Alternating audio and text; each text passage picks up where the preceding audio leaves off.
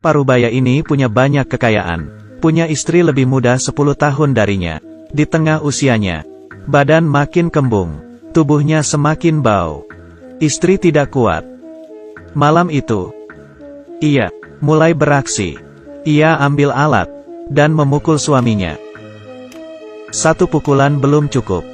Ia mulai pukul kedua ketiga. Suaminya tidak gerak lagi. Setelah selesai, ia pergi makan dengan temannya. Melihat jam tangannya. Di tengah acara makan, pura-pura menerima telepon, di rumah ada masalah.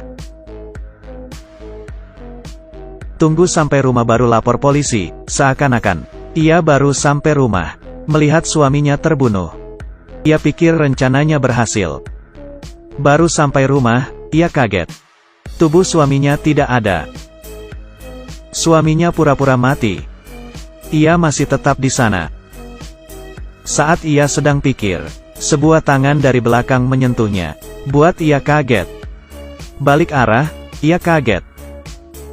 Suaminya ada di sini. Suaminya pun menyapanya. Selain ada tempelan di kepalanya, ia juga sama sekali tidak ingat.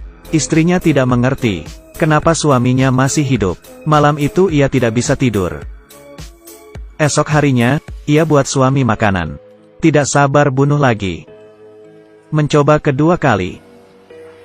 Ia ambil tali ke arah suami, mengikat lehernya. Dengan kuat tenaga menarik. Setelah suami berusaha melawan, ia tidak bergerak dan mati. Istrinya bawa tubuh suami ke samping jalan, buat lubang, dan masukin tubuh dia di sana. Ia mulai lega. Yakin suaminya mati. Ia bisa menikmati hidupnya sendiri. Pakai sisa uang suaminya, pergi ke mall belanja. Selama ia nikah, ia tidak pernah menikmati hidup seperti itu. Ia pulang rumah. Ia lihat di meja banyak surat. Belum ia sadar, terdengar suara pintu. Ia lihat bayangan.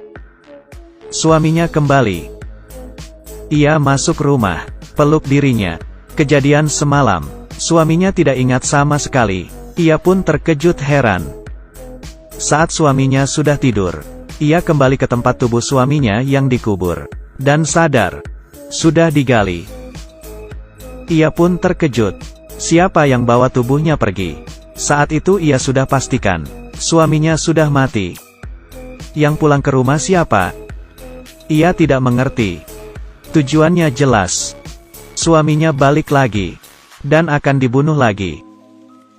Ia mengambil pisau, pergi ke suaminya yang tertidur, menusuknya.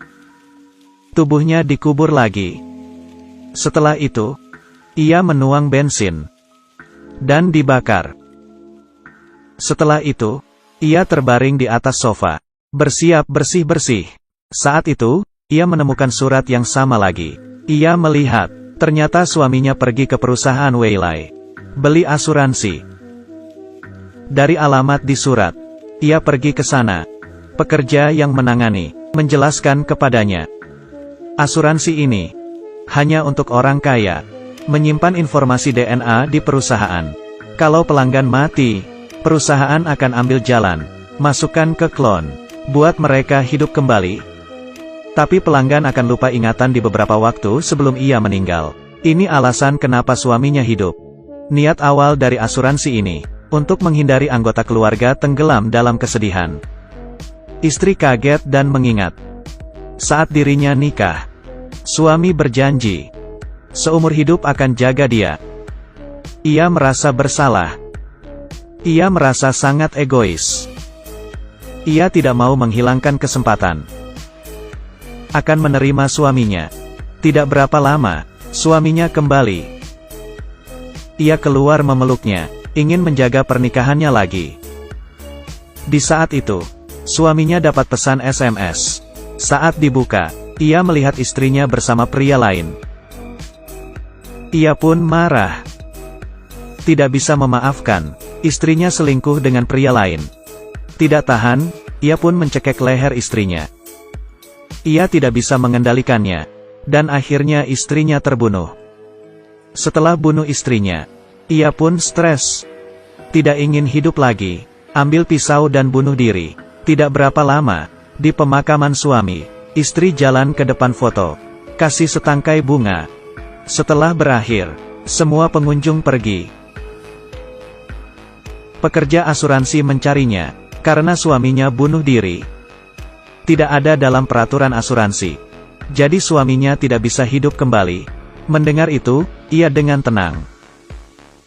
Setelah tahu asuransi itu, ia buat rencana untuk mengakhiri suaminya. Ia sengaja jalan bersama pria, menyuruh orang foto dia. Ia tahu harga diri suami tinggi. Setelah tahu ia dikhianati, ia akan kehilangan kendali, dan sebenarnya, ia dari awal sudah daftar, dan beli asuransi untuknya. Jadi, dia sekarang bisa hidup kembali karena klon. Ia berhasil menyingkirkan suaminya. Semua warisan dan aset menjadi miliknya.